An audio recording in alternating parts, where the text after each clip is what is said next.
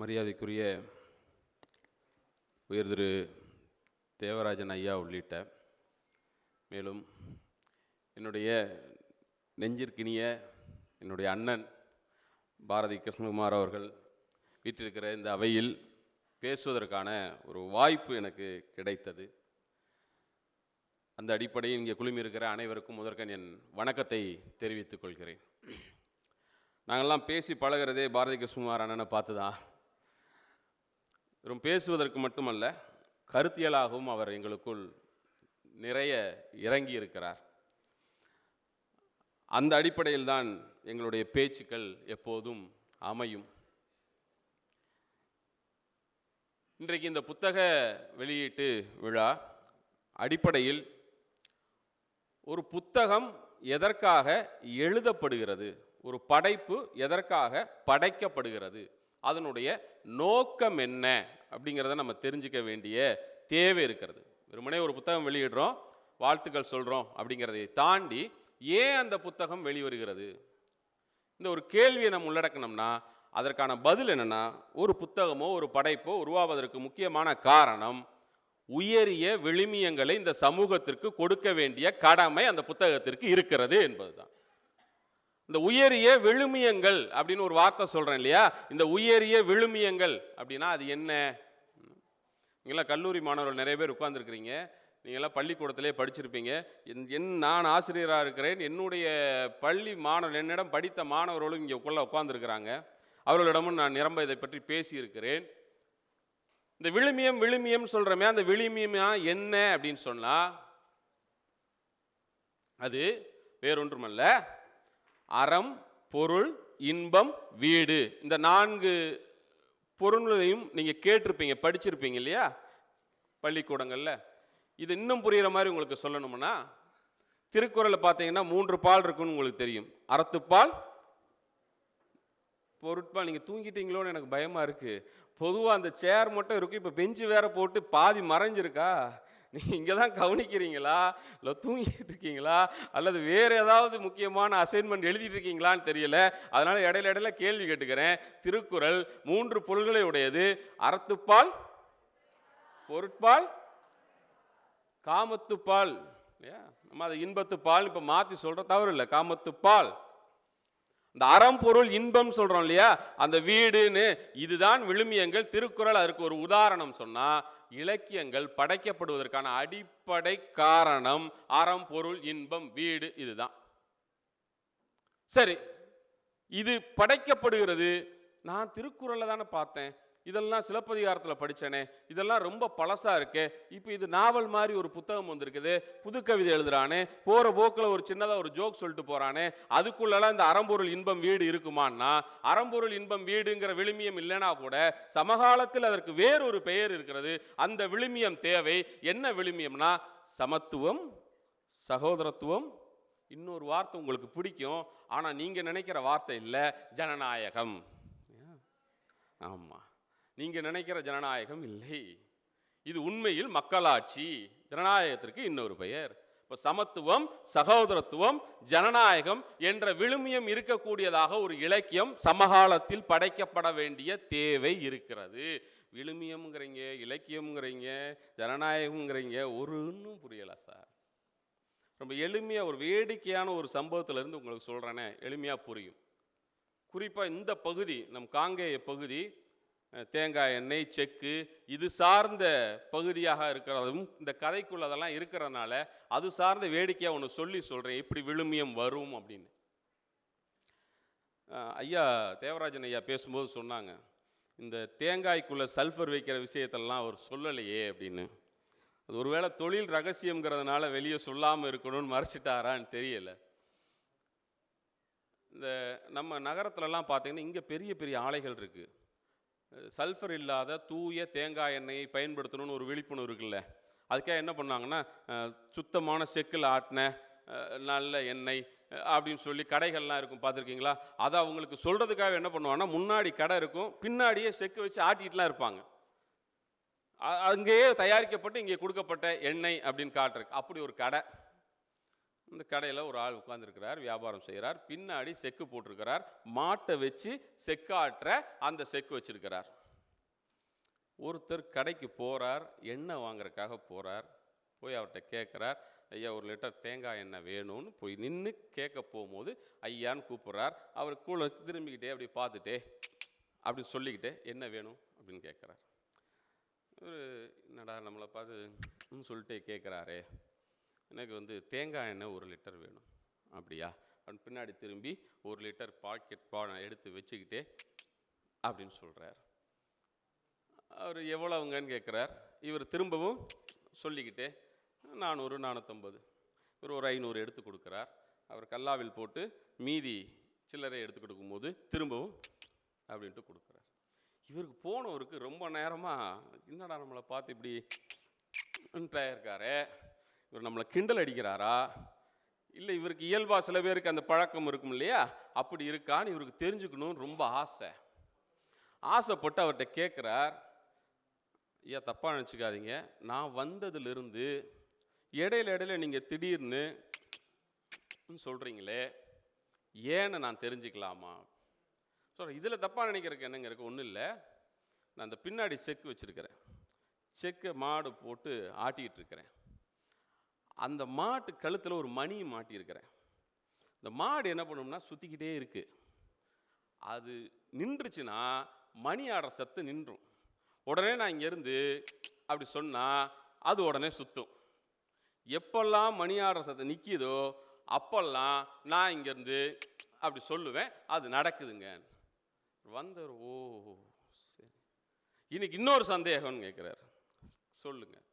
ஒன்றும் இல்லை, நீங்கள் சொல்லும்போது அந்த மாடு சுத்தாமல் நின்று இடத்துல நின்று தலையை மட்டும் ஆட்டிகிட்டு இருந்தா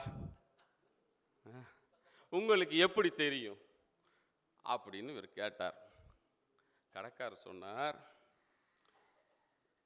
நீங்கள் என்ன படிச்சிருக்கிறீங்க அப்படின்னு வந்தவர்கிட்ட கேட்டார். அவர் சொன்னார், நான் எம்ஏ படிச்சிருக்கிறேங்க. அப்போ கடைக்காரர் சொன்னார், அது ஒன்றும் இல்லைங்க, மாடு எம்ஏ படிக்கலைங்க அப்படின்னார். அது படிக்கலை, ஏமாத்த தெரியாது. ஒரு சின்ன சம்பவம் தானே, ரொம்ப சாதாரண சம்பவம் தானே. ஒரு இலக்கியத்திற்கு தேவை விழுமியம் சொன்ன ஞாபகம் இருக்கா? ஒரு யதார்த்தத்தை கொடுக்கிற ஒரு இலக்கியத்திற்கு விழுமியம் தேவைன்னு சொன்ன இல்லையா? இவர் கேட்டதில் ஏதாவது தப்பு இருக்கா? இவர் படித்தவர் கேட்டதில் ஏதாவது தப்பு இருக்கு? யதார்த்தமாக தானே கேட்டார், அவருக்கு தோணுது கேட்டார்ல, இதோடு அது முடிஞ்சிருக்கணும்ல. ஆனால் அதற்கப்புறம் ஒரு சின்ன துணுக்குக்குள்ள ஒரு விழுமியத்தை வச்சார் பார்த்தியா?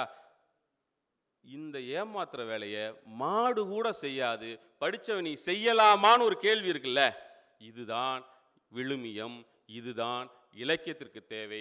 அதை தூக்கி நிற்கிற ஒவ்வொரு படைப்பும் இந்த சமூகத்திற்கு தேவையான படைப்பாக இருக்கிறது. அப்ப இந்த சமூகம் என்னவாக இன்றைக்கு இருக்கிறது அப்படிங்கிற இடத்துல இருந்து நம்ம பார்க்க வேண்டியது.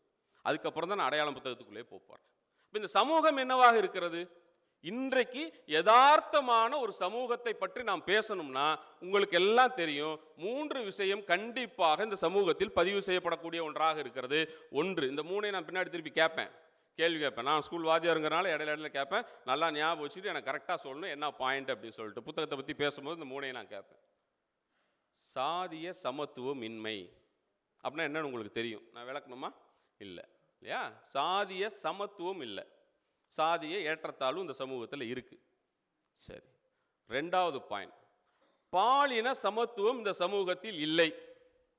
பாலின சமத்துவம்னா என்ன சார்? ஆண்பால் பெண்பால் இவர்களுக்குள் சமத்துவம் இருக்கு அந்த சமூகத்தில்.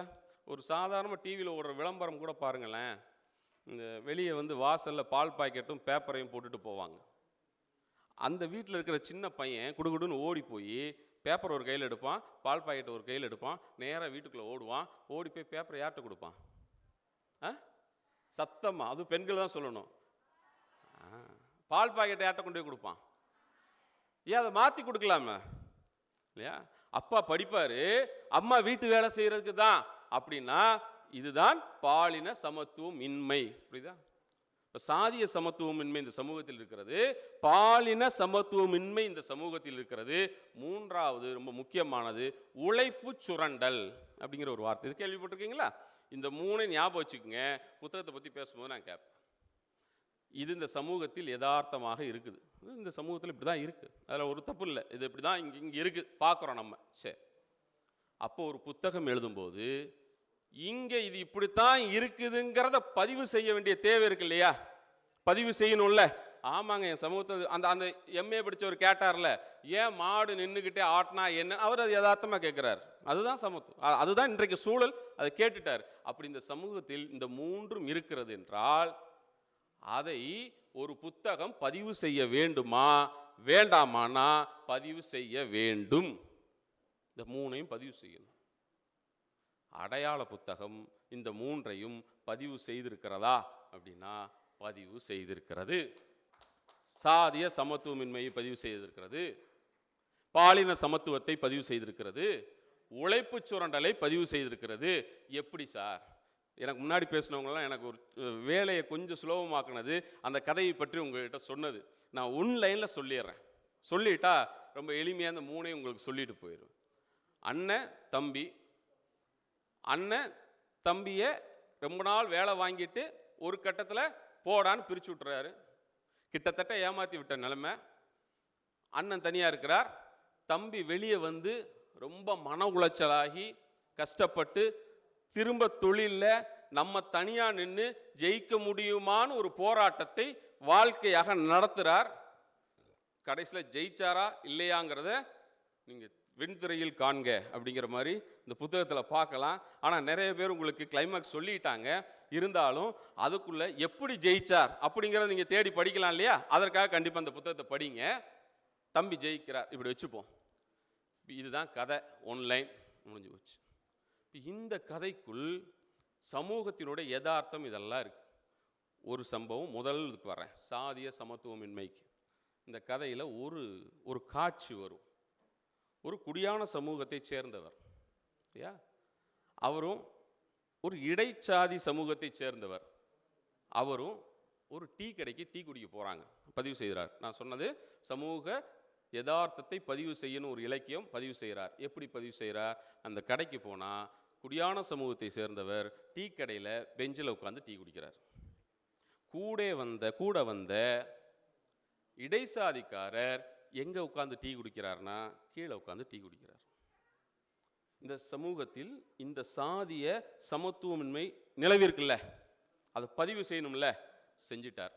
இதை பதிவு செய்து மட்டும் விட்டிருந்தார்னா அடையாள புத்தகம் 1000 புத்தகங்களில் ஒரு புத்தகமாக மட்டுமே நகர்ந்து சென்று இருக்கும். அதை பதிவு செஞ்சதுக்கு அப்புறம் கதைக்குள்ள ரொம்ப முக்கியமான ஒரு வேலையை செய்கிறார். அதுதான் அப்பு அண்ணா செய்த மிக முக்கியமான இடமாக நான் பார்க்கிறேன். அப்படி கீழே உட்கார்ந்திருந்த இடைசாதியை சேர்ந்த மணிங்கிற ஒரு கேரக்டர் அந்த மேலே உட்கார்ந்திருந்த குடியான சமூகத்தை சேர்ந்த சின்னசாமிக்கு கடைசி வரைக்கும் அறிவுரை கூறுகிற இடத்திற்கு கொண்டு வந்து நிறுத்துறார். இந்த சாதிய சமத்துவமின்மைக்குள் ஒரு மாற்றத்தை உண்டாக்குவதற்கான வேலையை ஒரு கிரியேட்டரா அதை செய்ய நினைக்கிறார். அது சாத்தியப்படுதான்னா சாத்தியப்படுவதற்கான முதல் அடி அது. அதனால தான் அண்ணன் கேரக்டர் கடைசியாக கேட்டதாக அவர் இதுக்கு முன்னாடி பேசிட்டு போனேன் துளிர் அமைப்பை சேர்ந்தவர் சொன்னார். அது எப்படா மணி அவன் மட்டும் மேலே வந்தான்னா அதுக்கு காரணம் வேற ஒன்றும் இல்லை. சாதிய சமத்துவமின்மையை உடைப்பதற்காக சின்னசாமி என்ற கேரக்டர் அங்கே தன்னுடைய வேலையை செய்வதற்கு முயற்சி செய்திருக்கிறது. அதை நோக்கிய ஒரு கதாபாத்திரத்தை உருவாக்கினாருங்கிறது முதல். ரெண்டாவது, முதல்ல ஒரு பாயிண்ட் சொன்னேன் சாதி. ரெண்டாவது பாயிண்ட் என்ன சொன்னேன் மறந்துருச்சு. சரி, ஞாபகம் வச்சிருக்காங்க. பாலின சமத்துவம். இப்போ கதையில் சொன்னால அண்ணன் ஏமாற்றி சின்னசாமியை வீட்டுக்கு அனுப்பிட்டான். வீட்டில் போய் உட்காந்துருப்பான் சின்னசாமி.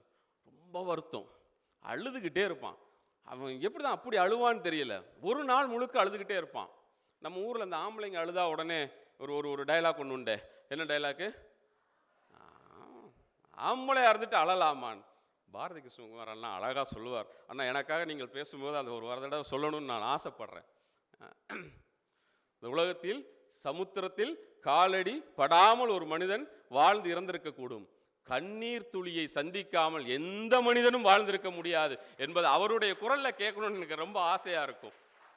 ஆம்பளை பொம்பளை எல்லாத்துக்கும் அழுக வரும், அழலாம், அதெல்லாம் தப்பு இல்லை. அதெல்லாம் ஆம்பளைன்னு அழக்கூடாது, பொம்பளை எல்லாரும் அழுவாங்க. அவன் அழுதுகிட்டே இருக்கான் ஒரு நாள் முழுக்க. இப்போ அவனுடைய மனைவி சமத்துவம் இல்லைல்ல, அந்த அம்மா வந்து நீங்கள் சொன்ன டைலாக் சொல்லணும்ல, ஆம்பளையா ஏன்டா அழுதுகிட்டே இருக்க, அழாதீங்க, ஏங்க இப்படி இருக்கீங்க, இதெல்லாம் கேட்கணும்ல. அந்த அம்மா இதெல்லாம் கேட்டு முடிச்சதுக்கப்புறம் ரொம்ப முக்கியமான ஒரு வேலையை செய்யுது. என்ன வேலையை செய்யுதுன்னா, அவன் கணவன் தான், இந்த அம்மா மனைவி தான். அவன் அழுதுகிட்டே இருக்க பார்த்து பொறுக்க முடியாமல் கன்னத்தில் பலார்னு ஒன்று விடுது. இது யதார்த்தம் இல்லை. நம்ம சமூகத்தில் இது யதார்த்தமா? நடக்காதுல்ல. கணவனை மனைவி அடிப்பது யதார்த்தம் இல்லைன்னு நம்ம நினைக்கிறோம்ல. ஆனால் அடிக்க முடியும், அடிக்க கூடும், அடிக்கணும்னு பதிவு பண்றாருல. இந்த இடத்துல தான் அந்த விழுமியங்களை நோக்கி செல்லுகிற ஒரு படைப்பாக அடையாளம் படைப்பு உருவாகுது. இது ரெண்டாவது. மூணாவது ஒரு இடம், அண்ணன் தம்பியை ஏமாற்றி விட்டுறான். எப்போ ஏமாற்றி விட்டுறான்னா, அவங்ககிட்ட இருக்கிற எல்லா உழைப்பையும் சுரண்டி கொண்டு தான் வளமானதுக்கப்புறம் இவனை வெளியே துரத்தி விட்டுடலான்னு நினைக்கிறான். அப்போ இதுக்கு பேர் தான் உழைப்பு சுரண்டல். அவங்ககிட்ட இருந்து எல்லாத்தையும் எடுத்துக்கிட்டு அவனை துரத்தி விட்டுறது அப்படின்னு நினைக்கிறது. ஆனால் அவன் கையை கட்டிக்கிட்டு மன்னிச்சுக்குங்க, என்ன உங்களோட சேர்த்துக்குங்க, நான் எப்படியாவது உங்க கூட இருக்கிறேன் அப்படின்னு சொல்ல வேண்டிய ஒரு கதாபாத்திரமாக சின்னசாமி மாறி இருந்தான்னா இந்த அடையாள புத்தகம் ஒரு புத்தகமாக வர வேண்டிய அவசியமே இல்லை. அவன் என்ன சொன்னான்னா, இவ்வளவு நாள் என்னுடைய உழைப்பில் நீ வளர்ந்துட்டல்ல, அது கதையில் சொல்லலை, அவன் மனதிற்குள்ள தான் ஓடி இருந்திருக்கும். நான் போகிறேன், எனக்கு உண்டான பங்கை கொடுத்துரு, நான் போகிறேன். இந்த இடத்துல தான் சின்னசாமி எழுந்து நிற்கிறான். அப்போ தன்னை இதுவரைக்கும் சுரண்டிய ஒருத்தனை எதிர்த்து நின்று நன்னால் ஜெயிக்க முடியும்னு காட்டுறான்ல, அந்த உயரத்திற்கு அவனால் போக முடியும்னு நினைக்கிறான்ல. தன்னிடம் உழைப்புன்னு ஒன்று இருக்குல்ல, அதை இவ்வளவு நாள் இன்னொருத்தனுக்காக கொடுத்துட்டோம் பாரு, அந்த உழைப்பை நானே செய்கிறேன்னு சொல்லி ஒரு இடத்துக்கு வரான்ல, அங்கே தான் சின்னசாமி உழைப்பு சுரண்டலை எதிர்த்து நிற்கிற ஒரு கதாபாத்திரமாக மாறுகிறான். என்றால் இந்த சின்னசாமிங்கிற ஒரு பாத்திரம் சாதிய சமத்துவமின்மையை, பெண்ணிய பாலின சமத்துவமின்மையை, உழைப்பு சுரண்டலை எதிர்த்து நிற்கிற ஒரு கதாபாத்திரமாக கதைக்குள்ளாக ரொம்ப முக்கியம். என்ன தெரியுமா, அப்படியே நுட்பமாக சொல்லிட்டு போறார். எங்கேயும் இவ்வளவு தூரம் உடைச்சி அவர் சொல்லலை, இவ்வளவு தூரம் அவர் உடைச்சி வெளிப்படையாக எழுதலை. ஆனால் கதையை படிக்கிற நமக்குள்ள இந்த பாத்திரங்கள் செய்கிற வேலையை புரிந்து கொள்கிற இடத்தை நோக்கி நகர்த்தி கொண்டு போகிறார். அப்போ ஒரு படைப்பாளனுடைய வேலை என்னவா இருக்கணும், ஒரு படைப்பாளன் என்ன செய்யணும் அப்படின்னா, இந்த சமூகம், அதில் இந்த மனிதன் எப்படிப்பட்டவன்னா, ஜி நாகராஜன் அப்படிங்கிற ஒரு எழுத்தாளர் சொல்வார், மனிதன் எப்படிப்பட்டவன் அப்படின்னு அவர்கிட்ட கேள்வி கேட்டோம்னா அவர் சொல்வார், மனிதன் ஒரு மகத்தான சல்லி பயல் அப்படிம்பார். மகத்தான மனிதன் சொல்லுவார்னு பார்த்தா மகத்தான இருக்கிறதுலே மோசமானவன் மனுஷன்தான் சொல்லிட்டு போயிடுறார். அப்போ மனிதர்கள் எல்லாம் மோசமானவர்களான்னா இல்லை, அவங்களுக்குள்ள அந்த மனிதனுக்குள்ள ஒரு நன்மை இருக்கு, தீமையும் நன்மையும் கலந்துருக்கு. ஒரு படைப்பாளனுடைய வேலை என்னன்னா, அந்த நன்மை தீமை இரண்டையும் பதிவு செய்துவிட்டு கடைசியாக, டே உனக்குள்ள ஒரு நல்லவன் இருக்காண்டா, நீ நல்லவன் தாண்டா, இந்த சமூகத்திற்கு நல்லது தேவடா, நீ இவ்வளவு தப்பு செஞ்சல, நீ தப்பானவன் இல்லடா, நீ நல்லவன் தான் சொல்ற இடம் இருக்குல்ல, அதை ஒரு படைப்பில் கொண்டு வந்து சேர்க்கிற வேலையை செய்வது ஒரு படைப்பாளனுடைய கடமை. என்றால் மேலாண்மை பொன்னுசாமி என்ற ஒரு எழுத்தாளன், நீங்க மண் சார்ந்து சொன்னீங்களா, மண் சார்ந்து எழுதுகிற ஒரு எழுத்தாளன் எழுதின எற்றைங்கிற ஒரு சின்ன கதையினுடைய ஒன்லைன் நான் சொல்றேன், அடையாளத்தோடு பொருத்தி பார்த்து கொள்ளுங்கள். ஒரு கிராமத்தில் 8:30 மணிக்கு வரணும் பஸ், அதுதான் கதை. ஒரே பஸ்ஸு, மக்கள் எல்லாம் ஏற தயாராக இருக்காங்க. 8:30க்கு வரல, அன்னைக்கு 10:30க்கு தான் வந்துச்சு. ஏதோ பிரேக் டவுன் ஆகிட்டு வருது, மக்கள் எல்லாம் கூடி நிற்கிறாங்க. வண்டி வந்து நிற்கிது, ஒரு பெரியவரும் ஒரு கர்ப்பிணி பெண்ணும் நிற்கிறாங்க, இந்த மக்களும் நிற்கிறாங்க. பஸ்ஸு வந்து நின்ன உடனே நம்மளால் என்ன பண்ணுவான்னு உங்களுக்கு தெரியும், திப்புன்னு அடிச்சு பிடிச்சி உள்ளே ஏற முயற்சி செய்கிறான். ஒவ்வொருத்தனா அடிச்சு பிடிச்சி ஏறி உள்ளே போய் உட்கார்ந்துடுறான். அந்த கர்ப்பிணி பெண்ணும் அந்த வயதானவரும் மெதுவாக பின்னாடி கடைசி ஏறாங்க, ஏன்னா அவங்களால முன்னாடி ஓடி போய் ஏற முடியாது. கர்ப்பிணி பெண்ணை அவன் கணவன் கைத்தாங்களாக பிடிச்சி மேலே கொண்டு வந்து உள்ளே நிற்கிறான். அந்த கர்ப்பிணி பெண் உள்ளே நின்றுட்டு இருக்கா, வயசானவர் உள்ளே நின்றுட்டு இருக்கார். பஸ்ஸு கிளம்பிருச்சு, மற்றவங்களாம் உட்காந்துருக்குறாங்க. பயங்கரமாக குலுங்குது, ஆடுது, அப்படியே ரோடு அப்படி இப்படி அது ஆடிக்கிட்டே போயிட்டுருக்கே இருக்குது. திடீர்னு அந்த கர்ப்பிணி பெண்ணுக்கு வயிறு வலி வந்துருச்சு. இப்போ அந்த பெரியவர் என்னடா ஒருத்தனும் சீட்டு கொடுக்க மாட்டேன் அப்படியே பார்த்துட்டே நிற்கிறாரு. இவனெல்லாம் மனுஷனா, இவனெல்லாம் மகத்தான சல்லிப்பயல் எங்கே உருவாதுன்னு தெரியுதா, இவனெல்லாம் மனுஷனான்னு நினச்சிட்டு இருக்கும்போது அந்த அம்மாவுக்கு ஒரு மாதிரி கிறக்கமாக வந்துடுன்னு ஒரு சீட்டில் இருந்து 2 பேர் அப்படி எந்திரிச்சு உட்காருங்கம்மான்னு இடம் கொடுக்குறாங்க. அந்த அம்மா உட்காருது, வாயெல்லாம் வறண்டு போச்சு. உடனே டிரைவர் தண்ணி எடுத்து கொடுக்குறாரு. அதுக்கு முன்னாடி டிரைவரும் அவன் கணவரும் சண்டை போட்டிருப்பாங்க. இந்தாம்மா என் தண்ணி, இந்த குடிமா அப்படின்னு எடுத்து கொடுக்குறாரு. இப்போ வயிறு வலி வந்துருச்சு. அந்த அம்மாவை மருத்துவமனை கூட்டி போகணும். டிரைவர் சொல்கிறார், ஏப்பா நேராக ஹாஸ்பிட்டலுக்கு வண்டி கொண்டு போகலான் இருக்கேன், வழியில் யாராவது இறங்க வேண்டியவங்களா இருந்தால் இறங்க முடியாது, என்ன பண்ணலான்னு கேட்குறார். பஸ்ஸுக்குள்ளே இருங்க அத்தனை பேர் என்ன சொல்கிறாங்கன்னா, ஒன்றும் பிரச்சனை இல்லை, ஹாஸ்பிட்டல் கொண்டு போங்க, நாங்கள் எங்கேயாவது இறங்கி நடந்து கூட போய்க்க. சீட்டுக்கு அடித்து பிடிச்சி ஏறின மனிதர்கள் நாங்கள் இறங்கி போய்க்கிறோம், அந்த அம்மாவை முதல்ல ஹாஸ்பிட்டலுக்கு கொண்டு போய் விடுங்கன்னு சொன்னப்போ நேராக பஸ் ஹாஸ்பிட்டலுக்கு போகுது. அந்த அம்மா இறங்குறாங்க. மருத்துவர் வந்து உள்ளே கூட்டிகிட்டு போகிறாங்க. போன உடனே கண்டக்டர் சொல்கிறாரு, ஏப்பா வண்டி கிளம்புது அப்படிங்கிறாரு. இறங்கி நின்று அத்தனை பேரும் திரும்ப திருப்புன்னு அடித்து பிடிச்சி மேலே ஏறுறாங்க. இந்த பெரியவர் உள்ளே நிற்கிறாரு, பார்க்குறாரு எல்லாத்தையும். என்னடா இப்போ தான் அடித்து பிடிச்சி எவனும் இடம் கொடுக்காம உட்காந்துருந்தான். ஆனால் அந்த அம்மாவுக்கு ஒரு கஷ்டம்னா அத்தனை பேரும் கூட சேர்ந்து வேலை செய்கிறான். இப்போ திடீர்னு திரும்பவும் அடித்து பிடிச்சி உள்ளே வர்றான். இந்த மனுஷன் யாரு? இந்த மனிதன் மிகவும் நல்லவன், ஒரு படைப்பாளி. அந்த நல்லவனை தன் படைப்பில் சொல்லிக்கொண்டே இருக்க வேண்டும். அந்த வேலையை அடையாளம் புத்தகத்தில் நம் அப்பு அண்ணா செய்திருக்கிறார். இன்னும் நுணுகி இதை நோக்கிய அடுத்த படைப்புகள் வர வேண்டும் என்று கூறி வாழ்த்து விடைபெறுகிறேன். நன்றி, வணக்கம். நன்றிங்க சார்.